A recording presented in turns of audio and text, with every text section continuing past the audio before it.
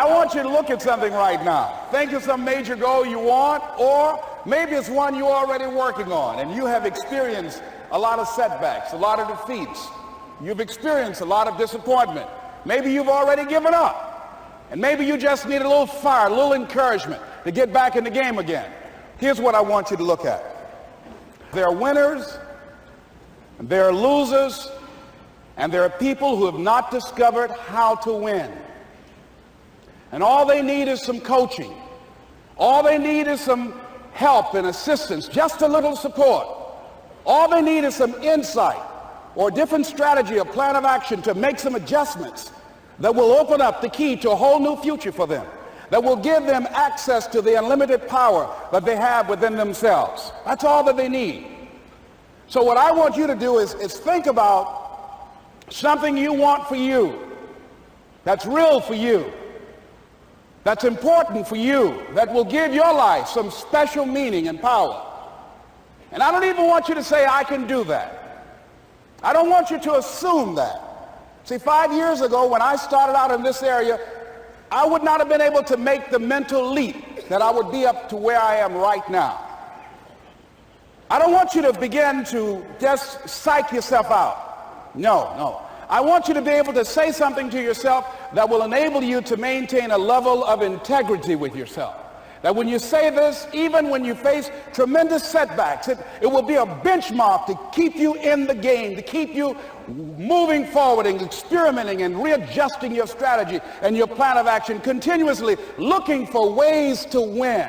So what is that something? When you got an idea you want to move on, you might not have the money, you might not have the education, you might not have the support or the resources you need. What is that something that can keep us going, that will enable us to act on our dream? What's one of those keys that will begin to help us to discover the secrets to our dream? Here's what I want you to repeat after me, please, with power and conviction. Say, it's possible. It's possible. That's all I want you to do when you look at your dream. Just say to yourself every day, it's possible. Just say that every day to yourself, it's possible. Because what does that do? See, it begins to change your belief system. See, the way in which we operate, ladies and gentlemen, it's a manifestation of what we believe, what's possible for us. Whatever you've done up to this point, all that it really is a duplication, it's a reproduction of what you believe subconsciously that you deserve and what's possible for your life. Most people operate out of their personal history, out of their memory, things they have done, things they've experienced, things they've seen, things that they have observed. What I'm suggesting that you operate out of a larger vision of yourself. I want you to see yourself doing what you want to do, experiencing what you want to experience, having what you want to have, doing what it is that gives your life some meaning and value. Operate out of your imagination, not your memory. Because whenever you look at where you want to go, I'm wanting to warn you, you will have some conversation back here after you go through the data that you've experienced in life saying you can't do it. And so what you want to begin to do is ignore that inner conversation. Well, most people, ladies and gentlemen, when something happens to them, what they do is they begin to believe that that's the way it is. That's the way it's always been. And they can't see the possibility of it being any different. Example, before April 1954, the common belief, the universal belief, because it had been tried again and again and again and people had failed, the belief was that man was not physically capable of breaking the 4-minute barrier, that he could not run a mile in less than 4 minutes. That was the belief on the planet. It had never been done. But here's what happened, ladies and gentlemen. Roger Bannister came along, and he broke the 4-minute barrier. Now here's what's significant about that. Since that time, up to this day, over 20,000 people have done it, including high school kids. What changed? 20,000 people, what changed? Here's what happened when they got on the track. They knew it had been done. And because they knew it had been done, there was a new belief about this barrier, about this goal that was unreachable. And those 20,000 people got in the race believing, knowing in their heart that someone had done it, that it's possible that they could do it. And I'm saying that if you know anybody that had some goal, some dream, something they wanted to do, and they did it, then I'm saying that you know in your heart that if someone has done it, then you can do it. It's possible. And that if someone can make their dream become a reality, that it's possible that you can make your dream become reality. And so as you begin to look at where you want to go, beginning to embrace that, it's possible. I'm blessed and highly favored. I've got a lot going for me. I got some good stuff in me. And it's possible that I can bring my greatness out here in the universe. That I can do what I want to do. It's possible I can write my own book. I can have my own business. I can take the trip and travel around the world. It's possible. I can bounce back from adversity and reinvent my life. It's possible. Regardless of where I am, the things can get better for me. It's possible. I'm thinking about two men right here in Chicago who are fairly successful, similar background, educated. They worked for a corporation for many years, and they were among many people that were laid off. Two guys who were very good friends. One went out looking for a job for several weeks along with the other one, and they faced disappointment and rejection again and again and again. They couldn't find any work, which is the story of many people across this country. One guy stopped. He became discouraged. He stopped going. He stayed home looking at television, became very argumentative and toxic with his wife, drinking beer, getting on the phone, talking to his other negative, unemployed friends.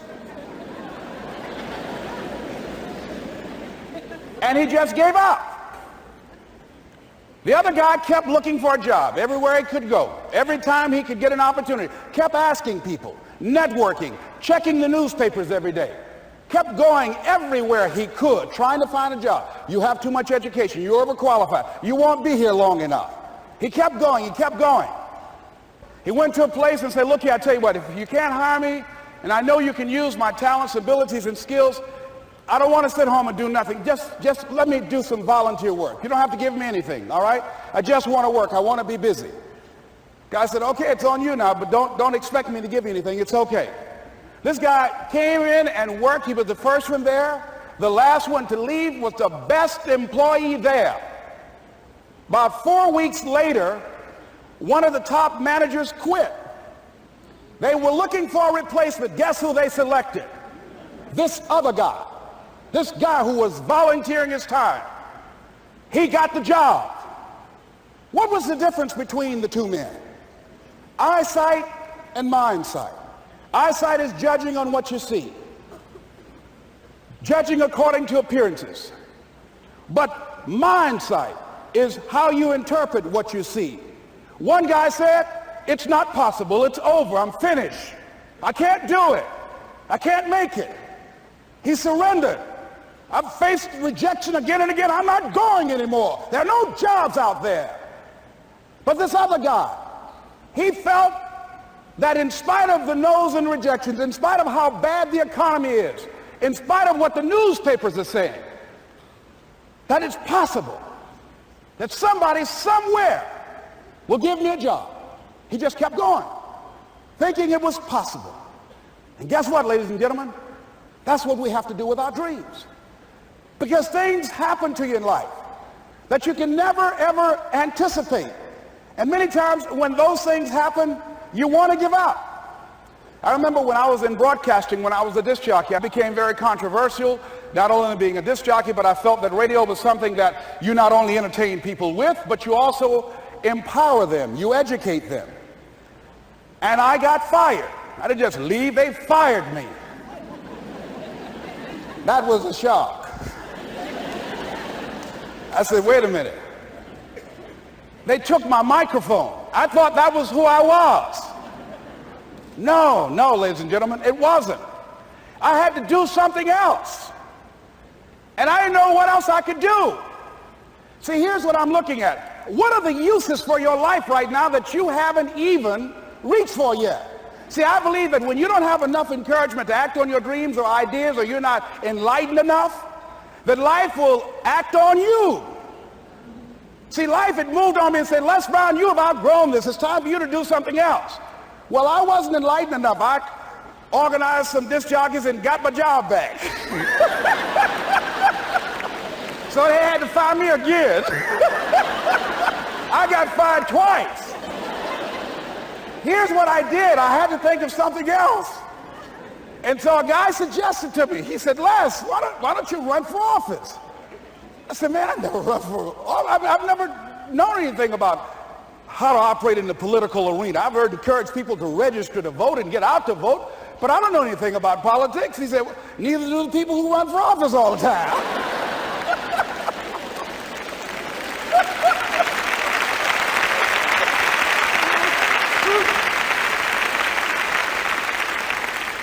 So I ran. Now here's what I'm suggesting. I ran. You got to do what you can where you are with what you have. I didn't have any money. I didn't know anything about the political process. I didn't even have any support. But here's what the guy told me. It's possible you could win. That's all I had. I was running against an endorsed candidate. He was an incumbent. He had the newspaper support, all of the leadership in the community, and I was challenging this guy. So I had a saying when I was on radio, stand up for what you believe in because you can fall for anything. And I would go door to door. I have my kids on one side of the street. I would be on the other, and I'd knock on doors. Hello, my name is Les Brown. Tell everybody I'm still standing. They get on the phone. Child, Les Brown was to my house today. You know the boy on the radio with the big mouth? Yeah, they fired him, honey. Say he's still standing. See, I'm saying just keep moving. Don't start feeling sorry for yourself. Don't spend time blaming and talking about what happened to you. See, whatever you talk about, that's what you multiply and expand in your life experience. So don't talk about stuff unless you want it to keep on happening to you, all right?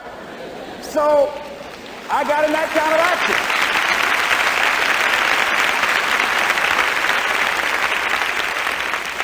As I continue to do that, had my children with me, we're going door to door, didn't have enough money. Eventually, we got close to the election and something happened that really surprised me. Guys who I thought were going to either support me or stay out of it, various powerful community leaders, they became involved in it and they endorsed my opponent. I felt devastated. Now that's going to happen to you when you're working on your dream. Things are going to happen that's going to catch you on the blind side. That was shocking to me. They didn't have to do that. All they had to do was just stay out of it. But here they go, come up in there messing with me. Now that's going to happen. There's some people who believe it's their personal business to stop you from living your dream, all right?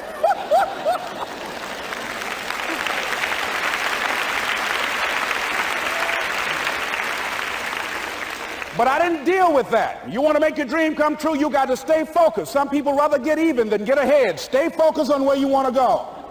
I just kept on doing what I was supposed to do. And so I was driving to the radio station. My opponent had over $20,000. I had less than $800. As I was in the radio station, the guy said, "You're going to make a commercial?" I said, "Yes." He said, "It better be a good one because that money can't go pretty far here." And I sat there in the middle control room and I was thinking. And here's what happens when you get still. Stuff will start coming. Something said, "Call your mama." You used to talk about your mother on the air all the time. Ask her to say a few words for you. That'll be a different kind of political spot. So I called my mama, and I had a gospel record playing in the background.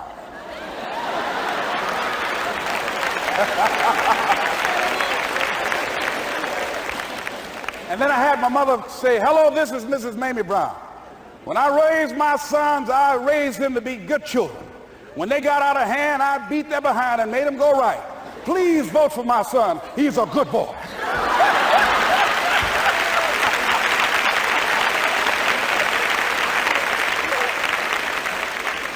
Usually in the state representative race, maybe 3,000 or 4,000 people will come out to vote in a primary. In that primary race, over 27,000 people came out and voted and said, "I'm voting for Les Brown because his mama said he's a good boy."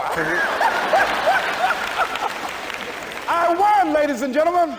I won.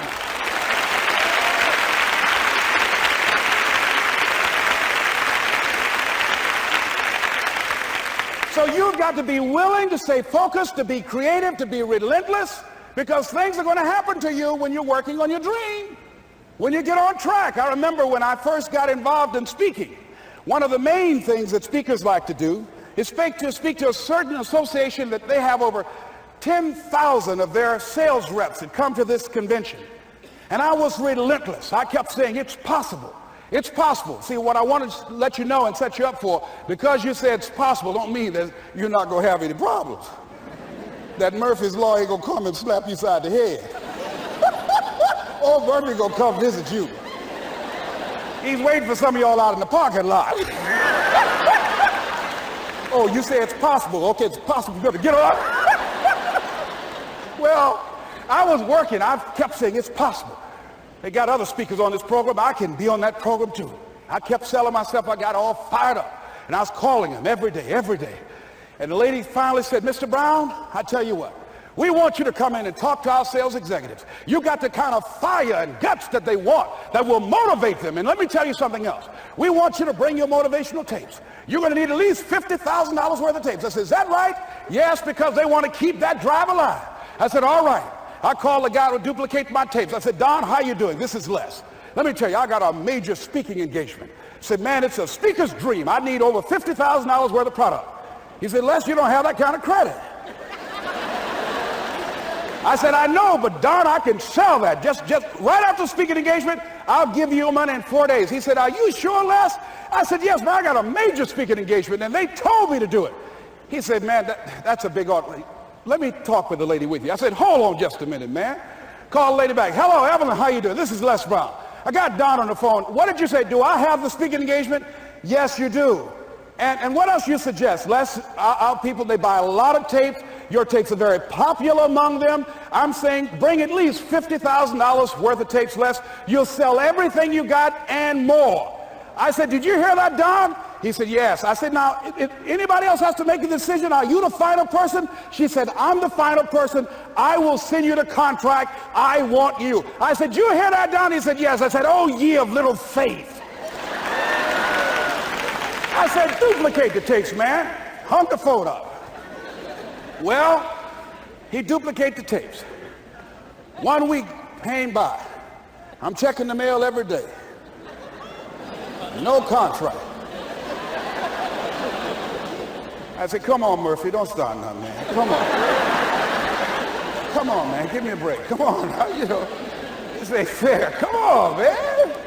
Give your boy a break. Come on. I talked to myself, you know. I didn't want to call him right now. 2 weeks passed by. Murphy said, don't you think you ought to call him? I said, okay. I called. I said, hello, this is Les Brown calling. How you doing, Les? I said, fine. I said, Evelyn hasn't sent my contract out yet. Any additional information you need? So, Les, you haven't heard? I said, no. I said, Evelyn died. I said, she died? I said, did she say anything about me?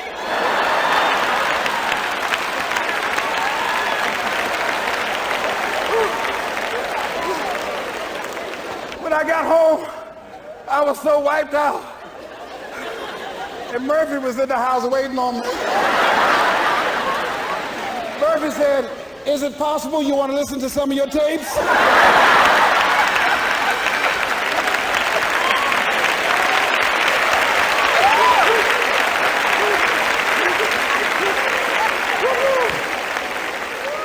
But ladies and gentlemen, here's what I had to do.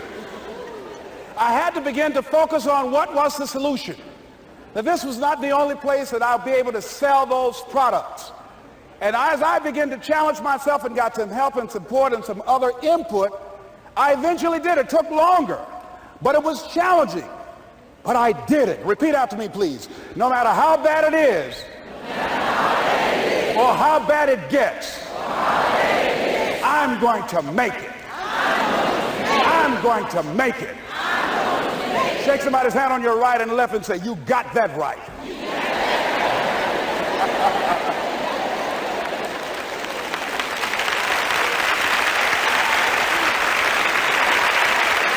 Repeat after me, please. It's possible. I can have my dream. I can get what I want. I must be creative and never give up. Now, let me share something else with you, ladies and gentlemen. When you know within yourself that there's something you want to do, and I believe that all of us were born with a purpose, that all of us have something that we are supposed to do, that all of us have some goodness within us, and that goodness gives us a responsibility to manifest our greatness. And when you know that, you can feel it in your guts, and you know that you're deliberately operating below your potential, you've gotten comfortable, you stop expanding, you stop stretching, you stop challenging yourself. Let me share something else with you. Not only is it possible for you to have your dream, but it's necessary. It's necessary that you have it, that you work on it, that you develop yourself, that you go for what is yours in the universe.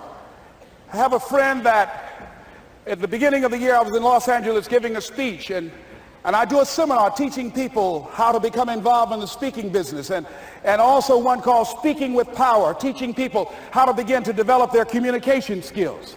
And this friend, I said, I want you to work with me. I called her up. She said, Les, are you sure I can do it? Sure you can. You have a PhD in communications. I don't have that. If I can do it, sure you can do it. In fact, I'm going to give you the support that you need. Here's what I realize, ladies and gentlemen. We only have enough energy to take us to a certain level, but it's necessary that we assemble ourselves with other people who share our vision, other people that can see it for us, to give ourselves a home court advantage.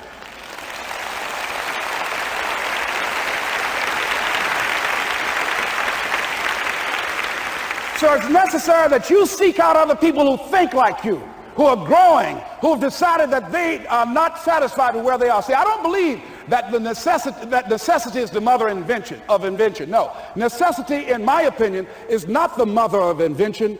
Refusing to accept things the way that they are is the mother of invention.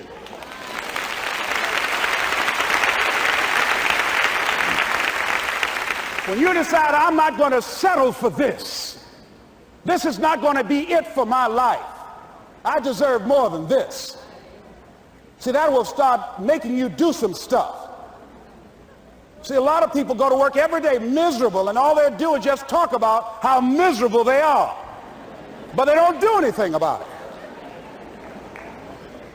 So I was telling her that I knew she hated her job with a passion. I said, you can do this. You got more going for you than I have going for me.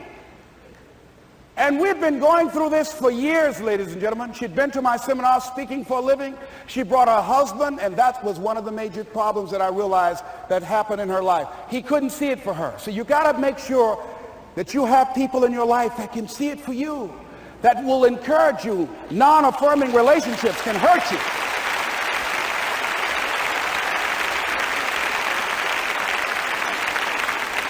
And I talked to him. I said, you know, I don't have anything to do with your marriage. I said, you and I are good friends, and she and I are good friends. And I'm not taking sides. I said, but if you can't see it for her, don't tell her that. Just give her some support. What if you're wrong?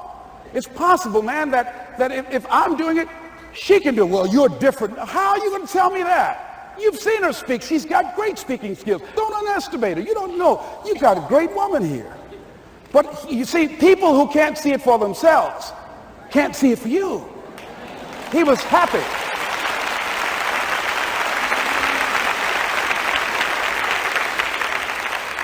So I said, will you do it with me? I said, I'm going to give you the support you need. You can't do it by yourself. I will stand with you. She said, you will? I said, yes. I'm going to make you a part of my seminar. You'll do a part of it, and I'll do a part of it. Speaking with Power. She said, okay. 3 days later, ladies and gentlemen, I got an emergency call at my office. It was from her husband.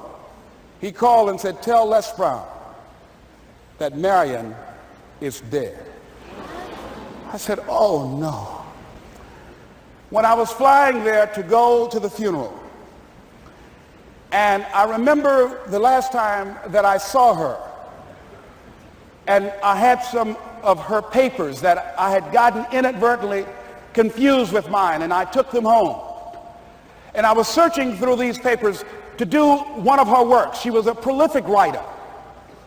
And what got me, what was so sad that made me begin to cry, was that there were poems that she had started that were profound poems, great thoughts that she didn't complete. Plays that she had started that she didn't complete. See, that poem was given to her. I can't finish that for her, nor can you. That play, whatever the outcome that she had envisioned, that she had imagined, was given to her. Only her. And that she's the channel that was going to come through. You are here, and you are the vessel, you are the outlet for the universe. That you've been selected. There's something for you to do. I believe all of us have some purpose for being here. And as I was going to the funeral, and I was reading a newspaper that said that millions of people are dying because of what they're eating, talking about their diet. And I'm sure that it was Marion talking to me, whispering, saying, Les, the next time you speak, say that even more are dying because of what's eating them.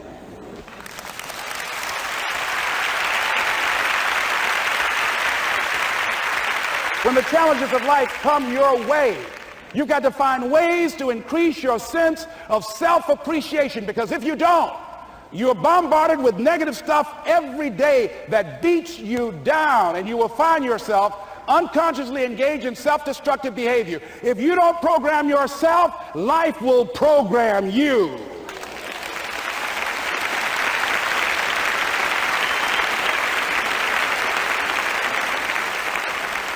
So you want to have an agenda for your life. It's necessary that you have some direction for your life. A friend at the National Speakers Convention gave us a presentation, and it really struck me. He was talking about when he was traveling across Europe, Warren Gresham, and he said at different points, soldiers would wake them up on their journey and ask him the question.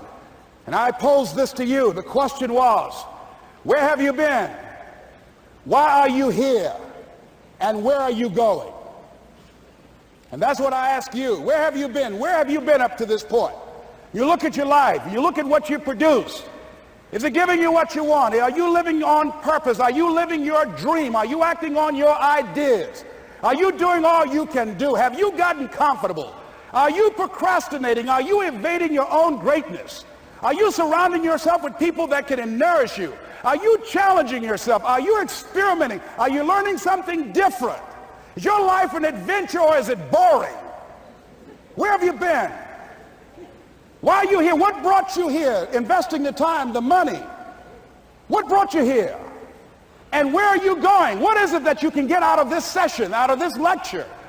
That when you leave here, rather than this just being a spectator event, that you got some idea, some dream, that you might have to go back and brush it off and look at it again and say, I've got to do this. This is my stuff. This is what I'm supposed to do. This is why I showed up. Where are you going with your life? What decisions are you making right now as you look into the future? Are you experimenting to find out what other talents and abilities that you have? See, we're in a time right now. The day is gone where you could just go to college and get out and get a job and work 30 or 40 years with job security and retire with a gold watch. The gold watch days are gone. Brand new day. Party's over. So now you have got to be multi-talented and multi-skilled. You've got to use all your stuff. You don't know what else you can do. I didn't know I can do what I'm doing right now. It's necessary that you stretch and challenge yourself and say, let me see. I started out as a trainer. I'm a trainer. That's what I am.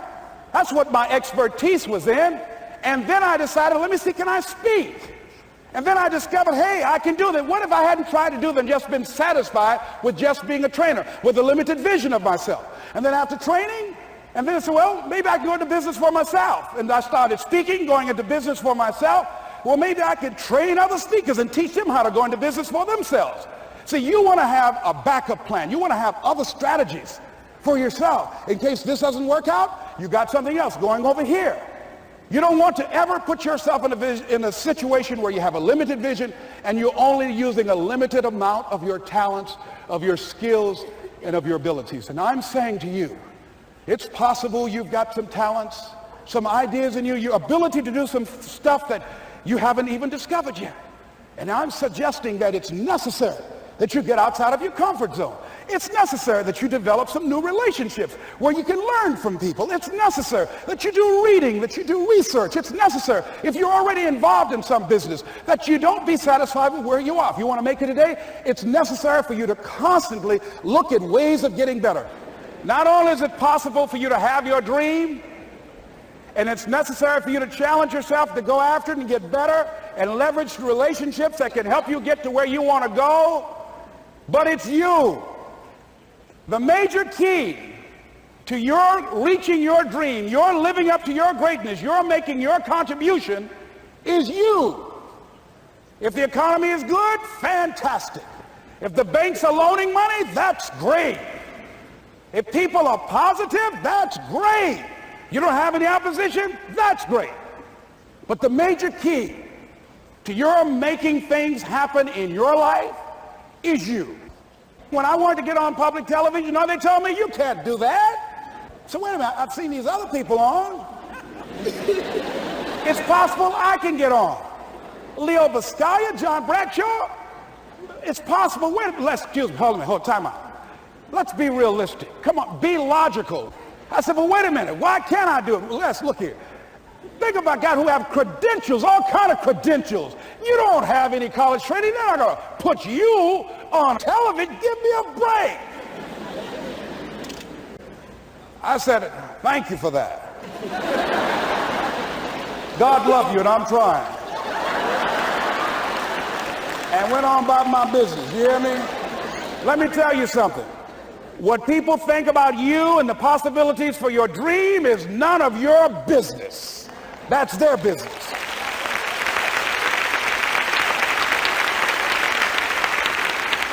They have no imagination, ladies and gentlemen. They're living out of the past, out of their memory. Their attitude is it can't be done because they haven't seen it. They're judging according to appearances. The people that are going to make it in the future, the people that are making it today, let me share something with you. History is being read, but it's also being written by people with imagination.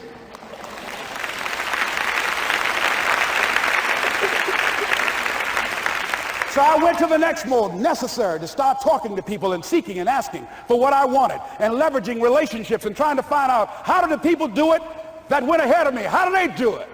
And then what is it I need to do? How is it I need to train myself, to develop myself? What's the resources that will be required in order to make it happen? And as I start seeking out and asking questions, I started running into people who said, I know someone who can help you do that. And they helped me get connected with those people. Remember, we have so much energy that can take us so far. It's necessary that you hook up with some other energy that can take you to the next level. I hooked up with them. They said, let's go. I said, away we go.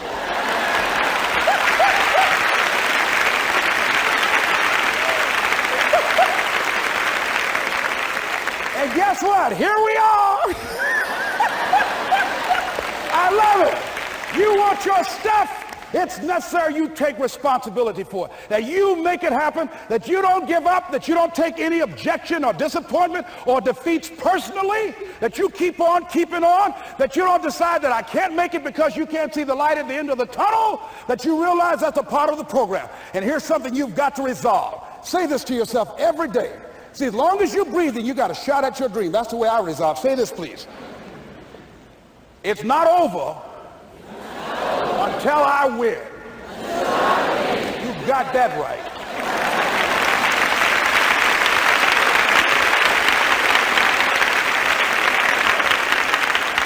It's not over till I win. Not over till I get through. It's not over till I get over. Not over till I get what I want. Door can't open today, look out. I'm going to come back and take the hinges off. That's how you got to do that. You've got to have that kind of courage, that type of determination. If you want to make it happen, it's you. That you've got to take personal responsibility to make it happen. That you have got to own what it is that you want to do. If it's taking care of your well-being, if it's making a difference in our school system, if it's working with senior citizens, if it's to protect our ecology, if it's to create an economic renaissance, if it's just to take yourself to another level, it's you. You've got to make that happen. We can point out many things that can make it inconvenient or can slow us down. but ultimately, it's on us. Next step is, not only is it possible and necessary, and it's you to live your dream, to make this greatness that you have within you become a reality, but what I've come to appreciate when you're working on changing your life, changing some bad habit, getting out of addictive situations or relationships, or working to build a dream or making a difference in our society, or learning something that's very challenging. Here's what I realize, ladies and gentlemen, and develop a great deal of respect for. It's hard. Easy is not an option. It's hard living. Life is hard. See, it's hard when you are 49 years old, been working on a job for 17 years, and they come in and tell you you're finished and give you 1 week severance pay. And you got to start all over again. It's hard when you're married and raising children and your children are crawling and your husband dies unexpectedly. It's hard handling just the tragedies of life. It's hard when you're working on something and you put everything you have in it, and it doesn't work out. You lose your money and other people's money. It's hard. It was rough when I lost my job, and I could not find a job. It was humiliating and embarrassing, borrowing money, and then I couldn't pay the money back when I told them I would. That's rough. How people look at you, how they respond to you. It's very hard. It's humiliating. Here's what I discovered that happens to you in life, that you will go through things, and while you're going through them, you can't understand why it's happening to you. But after you go through it, you get back and you look at it and you say, oh, now I understand why I needed that lesson.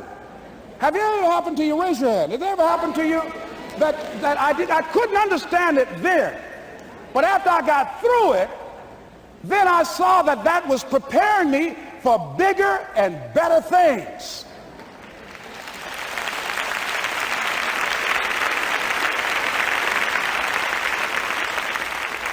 That as you go through the challenges of life and you look at it and embrace whatever comes to you, don't run from it. Step toward it. Don't try and duck it like most people do. See, most people want it easy. See, easy come, easy what? Easy go. See, but when you go at what you're going to deal with and you deal with the difficulties of it, when you handle those hard things close at hand, making those hard decisions right now that you don't want to make, learning those things that you don't like to do, but you know that in order for you to get where you want to go, this is one of the hoops that you have to flip through. And I'm saying to you, whatever you got to do it, because if you don't, life is going to whoop you until you surrender and say, okay, all right, I cooperate, okay, I learned, okay. It had to wear me out a long time. So if it's hard, then do it hard. Now, how do you hang in there during the hard, difficult times? Les, you must have faith. You've got to believe in yourself. You've got to believe in your abilities. You've got to believe in your service, your company, your ideas, unquestionably. You've got to have faith, and that faith gives you patience. That is not going to happen as quickly as you want it to happen. A lot of things are going to happen that will catch you off guard. And so therefore you've got to deal with and handle it as it comes. And not only that, but that faith and patience drives you into action. You've got to keep moving and keep plugging away. In the Far East, they have something that's called the Chinese bamboo tree. The Chinese bamboo tree takes 5 years to grow. And when they go through a process of growing it, they have to water and fertilize the ground where it is every day. And it doesn't break through the ground until the 5th year. Okay? But once it breaks through the ground, within 5 weeks, it grows 90 feet tall. Now the question is, does it grow 90 feet tall in 5 weeks or 5 years? The answer is obvious. It grows 90 feet tall in 5 years. Because at any time, had that person stopped watering and nurturing and fertilizing that dream, that bamboo tree would have died in the ground. And I can see people coming out talking to a guy out there watering and fertilizing the ground that's not showing anything. Hey, what you doing? You've been out here a long time, man. And the conversation in the neighborhood is, you growing a Chinese bamboo tree, is that right? Yeah, that's right. Well, even Ray Charles and Stevie Wonder can see ain't nothing showing. You know that's how people are going to do you? So how long you been working on this? How long have you been working on your dreams? And you have nothing to show. This is all you got to show? People are going to do that to you. And some people, ladies and gentlemen, they stop. Because they don't see instant results. It doesn't happen quickly. They stop. Oh, no. You got to keep on watering your dream. And when it began to happen, they stopped laughing. They said, look. Whoa, look here. Look how, hey, man, you know, I know you can do it. Look here, you got a job here?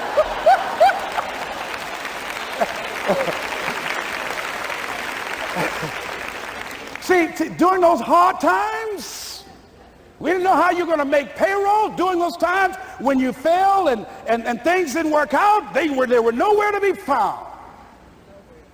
But you know what I discovered? When you're working at your dream, somebody said the harder the battle, the sweeter the victory. Oh, it's sweet to you. It's good to you. Why? See, when it's hard and there's a struggle, see, what you become in the process is more important than the dream. That's far more important. The kind of person you become, the character that you build, the courage that you develop, the faith that you're manifesting. Oh, it's something that you get up in the morning, you look yourself in the mirror, you're a different kind of person. You walk with a different kind of spirit. And people know that you know what life is, that you have embraced life. You knew it was hard, but you did it hard.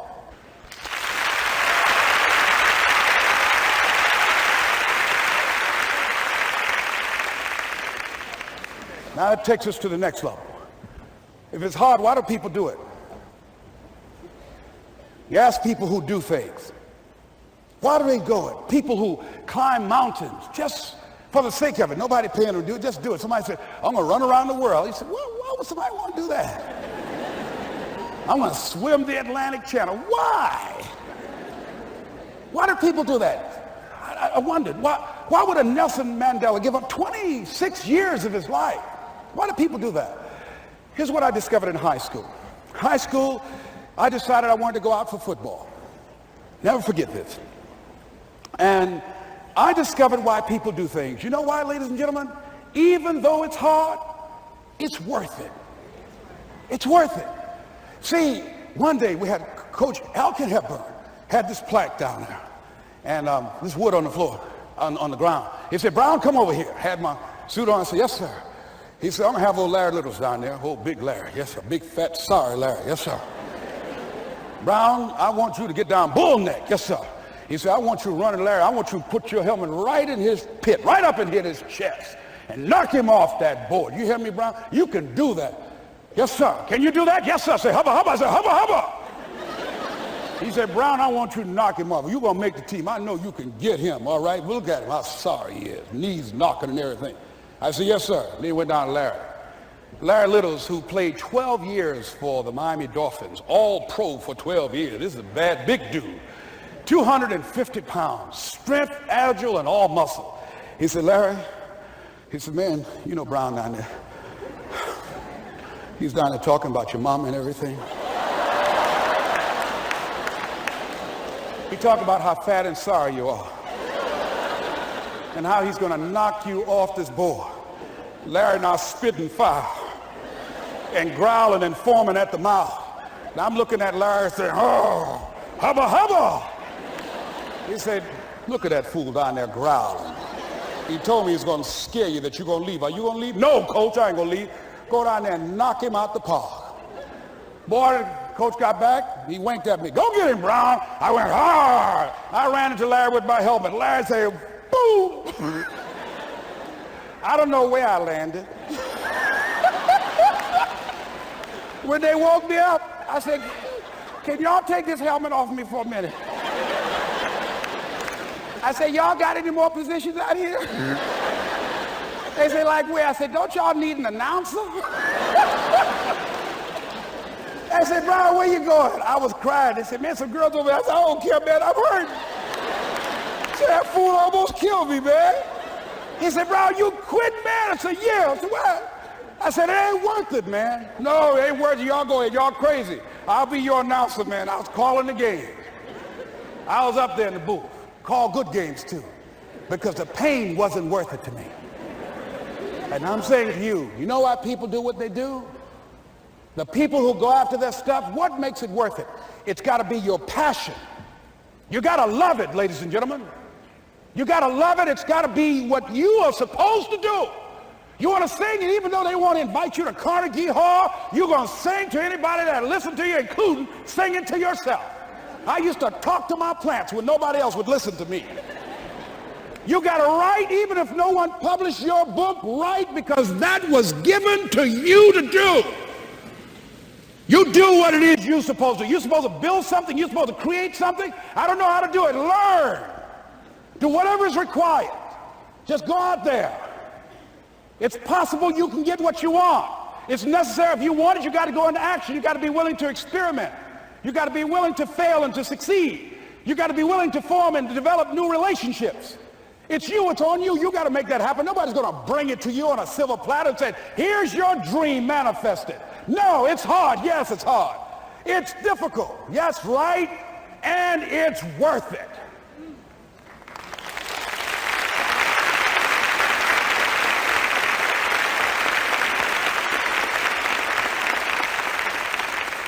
People ask, hey, man, these kids, man, it's rough dealing with them. That's right.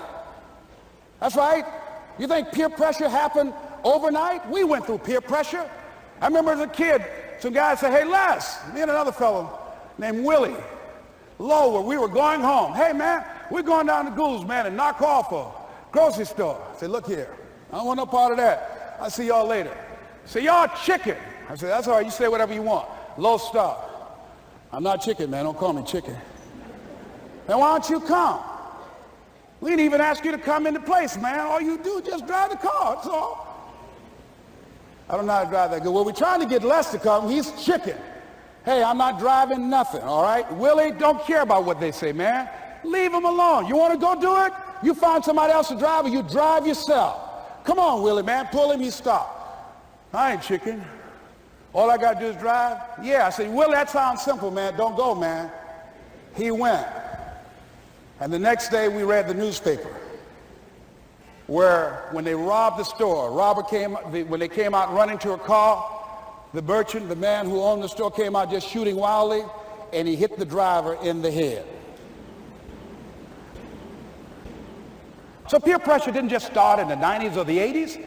It's difficult and it's challenging for kids right now. And it's going to take some easy, simple methods to help bring them out of this madness, this insanity? No. Is it hard? Yes. Let's look at what we've been doing. What has worked? What has not worked? Let's look at where we want to go. What is it that we want to produce? What is it that we want to create for our young people? And as we think about that, start experimenting with different methods and techniques to create and to produce that. And begin to believe that it's possible. Through our commitment, through our vision, through our determination, our relentlessness, because of our belief, it's possible that we can reduce the teenage homicide rate, the teenage pregnancy rate, the dropout rate, that it's possible, looking at what kind of world are they going to be in. As we look at the global economy, that as we begin to use our collective will and genius and resources, It's possible that we can create an educational system that not only will test their minds with information and facts and figures, but will teach them how to think and be creative, and what does it mean to be a human being and to value human life, and how do you make relationships work? How do you bounce back from adversity? It's possible that we can give them a curriculum that will give their lives a sense of purpose and direction and meaning, and teach them how to begin to know and operate on a higher level of being, where they become assets to our society rather than liabilities. What if we leave here with that kind of consciousness that it's possible, as opposed to saying we have to write this generation off, that it's possible that we were born for such a time as this and that, that maybe someone here has the idea or the method or some plan of action or an approach that can resolve many of the problems that we're facing with young people today. Whatever we have to do to save our children, it's worth it.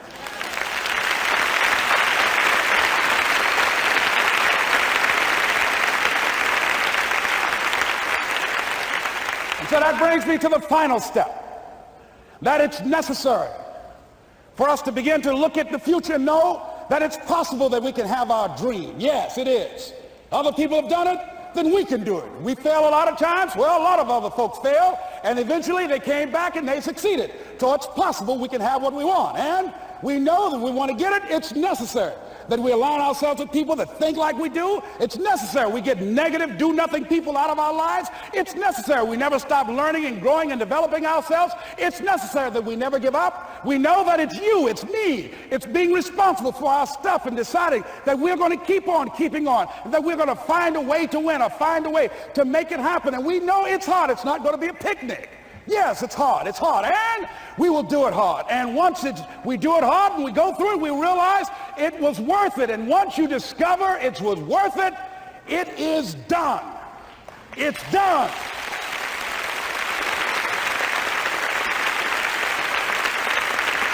It's done, ladies and gentlemen, before it happens. Well, here's what I'm suggesting to you.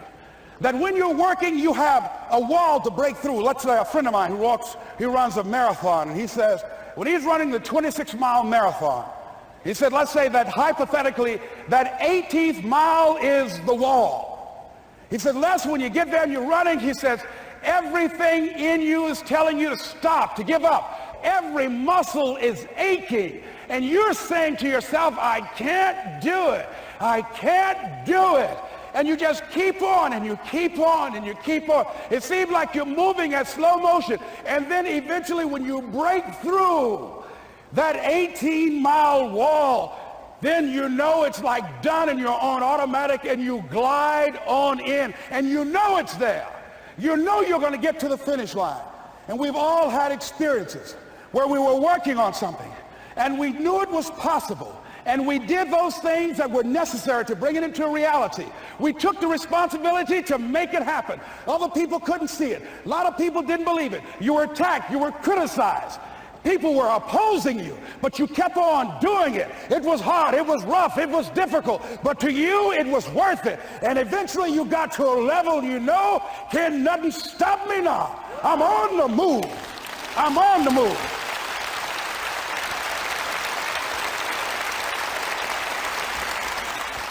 Finally, I'm thinking about a friend of mine who is no longer operating on this dimension. His name is Jack Boland. He had this vision of a church that would serve various types of needs for people, their supportive needs, and helping them in recovery from drugs and alcohol and whatever addictions that they might be involved in. And he was known for bringing in different kinds of speakers. And over a year ago, he was diagnosed as having cancer, and he announced to his congregation that he's going to be taking chemotherapy, and that it was a possibility that the cancer would go in remission, and he was optimistic about that. And sure enough, it did for a year. And one of the things Jack always talked about is that he wanted to have his funeral while he lived. And so he invited a few friends, Wayne Dyer and myself and a few other speakers. He didn't tell us why we were there, but once we gathered there, the church, they told us in the room that Jack is going to announce to the congregation, he's bringing his doctor up. The doctor is going to say that we felt we could keep it in remission. It's out of remission, and he doesn't have much time left. And whatever words you want to say to Jack that you would say if he had made his transition, speak those words now. Well, we were shocked and we were somewhat stunned until Jack got there. They brought him in a wheelchair, and boy, was he courageous, and he had a strong smile, and they helped him up the steps, and he sat behind the podium, and each of us got up and we said a few things about Jack and the impact that he made on our lives. And he said, the doctor, after announcing that Jack didn't have long, he says, "Doctor," he said, "I accept what you say, but it's possible that does not have to be the case. But if it is, I will enjoy life to the very last breath I take, even the chemotherapy. I will enjoy that." And Jack did, ladies and gentlemen. And when they said that all of his vital organs were failing, they called his family and his close church staff to the hospital and said, "He's dying." And so they came and they all gathered in the room. And Jack at that time was unconscious. And he gained consciousness, and he looked at them and he said, with what strength he had, he said, "I want to thank you all for being here. You've been a great staff to me." He looked at his sons, his daughter. He said, "You've been a great family." He said, "Don't feel sorry for me." He said, I'm ready to go. I'm looking forward to the next adventure." And he sat there for a little while, laid there, and he closed his eyes, and he lost consciousness. About an hour and a half later, he opened his eyes, and he looked at them. He said, "This is embarrassing. I'm not dead yet." They were laughing through their tears. They said, "Jack, you are a character." He said, "Hey, I hate giving up this kind of control." So they predicted that Jack would die at the end of February.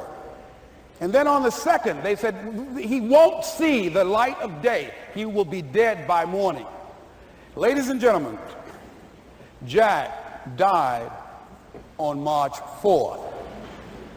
And we believe that even in his dying, Jack sent his congregation a message that I want to give to you with his permission. March 4th is the day he died, and we believe Jack was saying, "March 4th."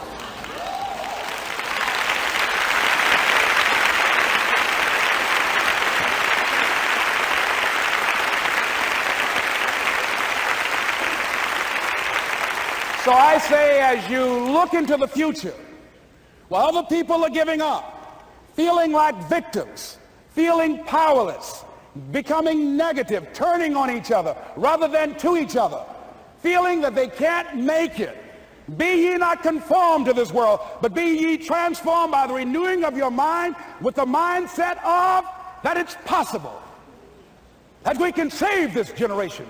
It's possible that we can create new industries, a new economy. It's possible that I can find a new profession, a new job. It's possible I can create a new life. And it's necessary that I become actively involved in becoming a positive force in my life and on the planet. And it's me, yes, it's you, it's all of us, pulling together, working together to create this brand new future. And it's going to be hard. Easy is not an option. But if it's hard, we will do it hard. Whatever is required to snatch victory from the jaws of defeat. And it's worth it, yes. It's worth whatever we have to do. And once we know that, it is done. It is done. It is done. It is done.